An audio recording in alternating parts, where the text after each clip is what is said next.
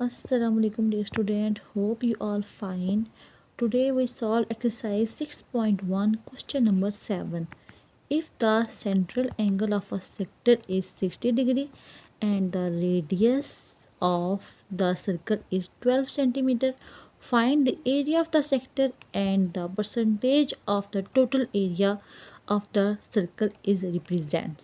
ठीक है, हमने इसमें क्या करना है, हमारे पास जो है central angle of a sector का 60 डिग्री है, रेडियस ऑफ द सर्कल की 12 सेंटीमीटर है। हमने एरिया फाइंड करना है and percentage of the total area of the circle find करना है। ठीक है, चलिए हम अपने क्वेश्चन को स्टार्ट करते हैं। गिवन हमारे पास क्या है, सेंट्रल एंगल वो 60 डिग्री था, रेडियस हमारे पास 12 सेंटीमीटर था। ठीक है, हमने area of a sector find करना है, तो एरिया ऑफ सेक्टर का फार्मूला होता है हमारे पास central angle divided by 360 multiply pi r का स्क्वायर।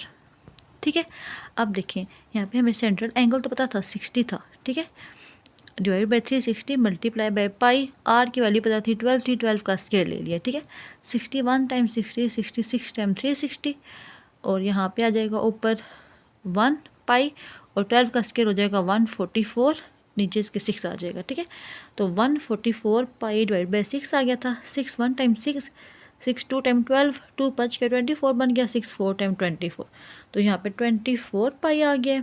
ठीक है, ये हमारे पास क्या आ गया था, एरिया ऑफ द सेक्टर। ठीक है, अब हम इसे और थोड़ा सिंप्लीफाई करते हैं। पाई की वैल्यू क्या होती है, 3.1416। ठीक है, एरिया ऑफ सेक्टर 24 पाई था ना, पाई की जगह मैंने पाई की वैल्यू पुट कर दी है, इन दोनों का आपस से मल्टीप्लाई किया तो 75.3984 आ गया। तो ये हमारे पास क्या आ गया, एरिया ऑफ द सेक्टर। ठीक है, अब हमें टोटल एरिया भी देखना है कितना होगा। ठीक है, टोटल एरिया इसमें पाई आर का स्क्वायर होता है। ठीक है, अब नेक्स्ट हमने परसेंटेज फाइंड करनी है, तो उसके लिए हमें चाहिए टोटल एरिया पाई आर का स्क्वायर। पाई की वैल्यू पता है 3.1416 है और आर की वैल्यू पता है 12 है। 12 का स्क्वायर लेंगे तो 144 आ जाएगा, इनको आपस में मल्टीप्लाई करेंगे तो 452.3904 आ जाएगा। ठीक है, अब परसेंटेज फाइंड करनी थी। परसेंटेज का फॉर्मूला है percentage is equal to area of the sector divided by total area multiply by 100। अब एरिया ऑफ सेक्टर की वैल्यू भी हमें पता है 75.3984 है और टोटल एरिया की वैल्यू पता चल गया 452.3904 है। इसको मल्टीप्लाई कर देंगे 100 के साथ। ठीक है, ये देखिए 75.3984 डिवाइडेड बाई 452.3904 मल्टीप्लाई बाई 100।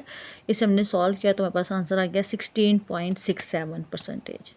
ठीक है, क्वेश्चन नंबर 7 कंप्लीट हो गया। क्वेश्चन नंबर 8 करते हैं अब। और क्वेश्चन नंबर 8 क्या है, find the percentage of the area of the sector subtending an angle pi by 8 radian. ठीक है, अच्छा इसमें हमें क्या गिवन था क्वेश्चन नंबर 8 में, angle subtended by the sector is equal to pi by 8। ठीक है, एंगल हमारे पास पाई बाई 8 था। ठीक है, अब angle for the full circle हमारे पास क्या होता है, 2 पाई होता है। ठीक है, आपने परसेंटेज फाइंड करनी है, परसेंटेज ऑफ एरिया हमने फाइंड करना है, उसका फार्मूला क्या होता है, percentage of area is equal to angle subtended by sector divide by angle for full circle multiply by 100।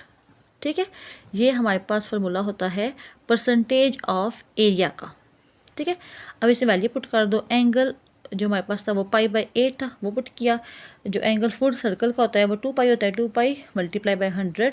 अब देखिए पाई और 8 और 2 मल्टीप्लाई हुए 18, 18 पाई 8 और 2 मल्टीप्लाई हुए 16, 16 पाई, पाई पाई से कैंसिल हो गया, 100 बाई 16 आ गया था। 100 को डिवाइड किया 16 के साथ तो 6.25% आ गई। तो क्वेश्चन नंबर 8 कंप्लीट हो गया। अब लास्ट क्वेश्चन नंबर 9 करते हैं। क्वेश्चन नंबर 9 क्या कह रहा है, circular sector of radius r is equal to 12 has an angle of 150 degree. This sector is cut out the bend to form a cone. What is the slant height and the radius of the base of this cone? ठीक है, एक हमारे पास circle sector का radius उसने कहा था r है। ठीक है, और एंगल उसका 150 है। This sector is cut out the bend, वो जो हमारे पास सर्कल है वो कट कर रहा है एक बेंड को फ्रॉम द कोन। ठीक है, what is the slant height and radius of the base of this cone. हमने एक तो इसकी हाइट फाइंड करनी है और दूसरा इसका radius of the base of this cone find करना है। ठीक है, तो हमारे पास इसकी जो हिंट उसने दिया वो क्या है उसने कि arc length of a sector is equal to circumference of a cone. Arc length equal होगी सर्कमफेरेंस ऑफ कोन के। ठीक है, अब देख लें इसमें गिवन क्या था। आर गिवन था 12 था और एंगल इन थीटा गिवन था 150 डिग्री था। ठीक है, आर्क लेंथ किस इक्वल होती है थीटा मल्टीप्लाई बाय आर के। तो फर्स्ट हमने क्या करना है, कन्वर्ट करना है 150 डिग्री को रेडियन में। ठीक है, first convert 150 degree to radian. अब थीटा हमने रेडियन में कन्वर्ट करना है ना, तो 150 को मल्टीप्लाई कर देंगे पाई बाई 180 के साथ। कटिंग की है हमने 3 6 time 18 0 as it is, 3 50 time 150, 10 6 time 60, 10 5 time 50, 5 pi by 6। तो ये हमारे पास क्या आ गया थीटा रेडियन में। Arc length is equal to R multiply by theta. अब आर की जगह आर की वैल्यू पुट की और थीटा की जगह थीटा की वैल्यू पुट की।